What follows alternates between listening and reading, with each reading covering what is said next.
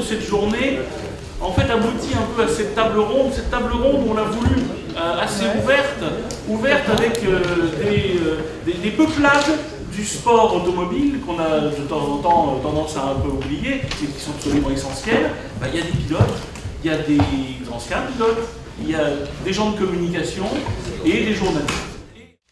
Bonjour à tous. En fait, on a trois principaux objectifs chez Renault dans notre engagement en Formule 1. Effectivement, on a un premier engagement qui est de faire de la visibilité, de faire connaître la marque Renault sur les marchés de conquête, sur les marchés notamment émergents. On a un deuxième objectif qui est d'améliorer notre image et justement d'utiliser cette fantastique plateforme qu'est la Formule 1 et de la technologie associée pour pouvoir donc améliorer l'image de Renault et notamment sur les marchés européens où en fait la visibilité et la notoriété de Renault est déjà acquise. Et enfin, le troisième objectif de notre engagement en Formule 1, c'est la fierté de l'entreprise et des hommes de Renault à gagner tous les week-ends dans ce fantastique sport qu'est la Formule 1. C'est de l'image, bien évidemment. Et peut-être que la preuve en est, c'est la façon dont le sport s'inscrit maintenant dans nos organisations, puisque Arnaud est là pour Citroën. Vraiment, là, l'image du rassemblement, du marketing, de la communication, et à l'intérieur, il a aussi la responsabilité du sport, de la même façon que chez Peugeot, l'homologue d'Arnaud aussi chapeaute le marketing, la com et le sport. On est à Pikes Peak ce week-end, on ira à la course au nuage, tenter de battre le record, même si nous ne vendons pas aux États-Unis, même si 208 n'est pas connu. Aujourd'hui, c'est bien la dimension médiatique et la dimension com que l'on donnera à l'événement qui est la justification de notre investissement là-bas. Et il ne faut pas chercher plus loin que la façon dont on est capable de montrer du dynamisme, de montrer un peu de modernité aujourd'hui en répondant à ces défis-là, c'est simplement de la com. Justement, alors pour répondre à votre question à celle de juste avant, effectivement, comme mes collègues, bien sûr, c'est de la com aussi. Bien sûr, c'est de la fierté pour toute l'entreprise. Donc, je ne sais pas si on appelle de la com interne ou pas, mais c'est quand même l'engagement en sport, c'est quand même un atout extraordinaire pour valoriser les équipes, pour motiver les équipes. Donc, je dirais que ce n'est pas de la com, c'est des ressources humaines, c'est du management. Quand on parle de passion, ce n'est pas simplement ceux qui aiment le sport de l'extérieur, c'est ceux qui aiment l'entreprise, qui aiment les couleurs dans l'entreprise, qui aiment voir nos produits, nos véhicules rouler sur les différents circuits, obtenir des victoires, obtenir aussi quelquefois des difficultés. Et mon seul but, ce sera de gagner. Pour gagner, il faut avoir les meilleurs ingénieurs d'imagination, d'exploitation. Et quand on veut communiquer, on a très peu de chances qu'on vous tende un micro si vous n'êtes pas premier. Donc, vous savez, l'automobile, c'est de l'image, mais c'est surtout du contenu d'image et de la crédibilité. La compétition, à elle seule, amène tous ces paramètres. Vous savez, dire on fait de la com, si on est cinquième, attendez, ça ne marche pas. Il faut gagner. Alors quand on gagne, c'est qu'on est les meilleurs, donc on fait de la com et c'est légitime d'en faire. Moi aussi, pour rebondir sur ce que disait Arnaud Jamois, c'est vrai que le sport automobile, c'est pas que de la com, c'est un fabuleux banc d'essai de la voiture tous les jours. On l'a vu avec Kim Jun tout à l'heure dans ce qu'il a présenté l'ACF. Toutes les améliorations qui sont venues grâce au sport automobile sur les voitures de série, ça c'est évident.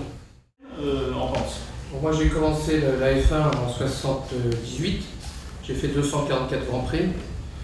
Tout a changé, tout a évolué. La mentalité a changé. Aujourd'hui, les paddocks de Formule 1, c'est des camps retranchés sans armes, aseptisés, où les gens se congratulent entre eux tous les 15 jours aux 4 coins du monde. Moi j'ai écrit un papier. Donc c'est vrai que moi je suis un peu un électron libre, je suis arrivé dans le sport automobile parce que c'était mon vœu depuis mon plus jeune âge. J'avais pas vraiment d'environnement autour qui pouvait m'aider à y rentrer. Et quand je suis arrivé justement à remporter un championnat et à voir que la fédération n'était pas très positive à mon arrivée, j'ai commencé à m'ouvrir les yeux et j'ai regardé ce qui se passait autour et j'ai découvert la NASCAR.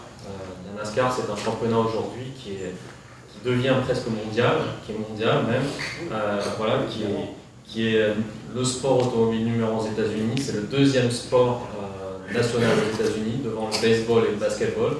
Ce ce que beaucoup d'Européens ne savent pas. C'est un géant incroyable. Il y a, à chaque course, il y a entre 200 et 300 000 spectateurs présents. Ça touche plus de 70 millions de téléspectateurs, 80 millions de téléspectateurs. C'est retranscrit dans 200-300 pays dans le monde. Et aujourd'hui, la NASCAR est au Mexique, un championnat au Mexique, au Canada, en Europe maintenant, puisqu'il y a la NASCAR Euroracing. En France, en France et en Europe. Mais aujourd'hui, prenons l'exemple de Pikes Avant même qu'on aille à la course, la mission com, elle est faite. On a raconté l'histoire, on a partagé l'image. Aujourd'hui, on fait des études, bien sûr, on mesure. D'abord, on fait des études, des enquêtes. J'ai quelques chiffres là qui sont là. Vous voyez, aujourd'hui, 88% des personnes interrogées disent que l'image de Citroën est plus sportive grâce à WRC. Donc, ça, c'est une enquête France. J'ai d'autres chiffres. On voit bien qu'aujourd'hui, sur 100 retours immédiats pour la marque Citroën en France, 40 concernent WRC, 40 concernent le sport. Et la notoriété de Renault est multipliée par 4 en une année, entre le début de l'année 2012 et la fin de l'année 2012. Grâce à l'UB pour les jeunes. Et l'UB a été un formidable vecteur pour notre image, c'est ce que je disais tout à l'heure, et un formidable vecteur d'amélioration. Je ne sais pas si on peut dire, enfin, bien sûr qu'on peut dire qu'on a la chance d'avoir Sébastien Loeb, mais justement, cette chance, on l'a su, Loeb a la chance de rouler aussi. C'est vrai, aussi. Et puis, on a su aussi le détecter, le faire monter en compétences, progresser avec lui. On a gagné avec lui et lui avec nous. Et Loeb, c'est quelqu'un qui veut gagner. J'étais à Daytona cette année pour la première course du championnat NASCAR où je participais. Et j'étais le seul français. Je fais le meilleur temps des derniers essais juste avant la course, ce qui n'avait été jamais fait par un pilote français, même européen. Aucun média important n'en a parlé. Enfin, l'équipe, quand même, oui, en a parlé. Ce qui était déjà pas mal. Et il y a eu en fait un énorme accident. C'était dans une autre série. Moi, j'étais dans les pits, donc on a vu tout ce qui s'était passé. Il y a une voiture qui a décollé, qui a arraché une partie du grillage. Et c'est vrai que ça, quelque part, ça rappelait l'accident qu'il y avait eu au Mans en 55, si je me précise. Donc c'est vrai que on a eu très peur que le public soit touché. Donc pour revenir là-dessus, je pense qu'il faut des belles images de sport automobile et pas d'accidents pour que les télévisions, les médias s'intéressent parce qu'il faut que... TF1 on a parlé, le 20h on a parlé, ils ont parlé de cet accident, ils ont montré les images et à aucun moment ils ont dit qu'il y avait un pilote français qui courait, donc c'est quand même triste d'arriver à parler d'une série. Et pareil, le week-end dernier, on n'a pas dit sur TF1 que Audi avait gagné, on a dit... Je ne critique pas la sécurité routière, il y a un problème sémantique qui me hérisse. Sécurité routière, ça ne me convient pas. Sérénité routière me convient mieux parce que la sérénité, c'est un problème d'abord d'attitude personnelle et qui est bénéfique pour les autres.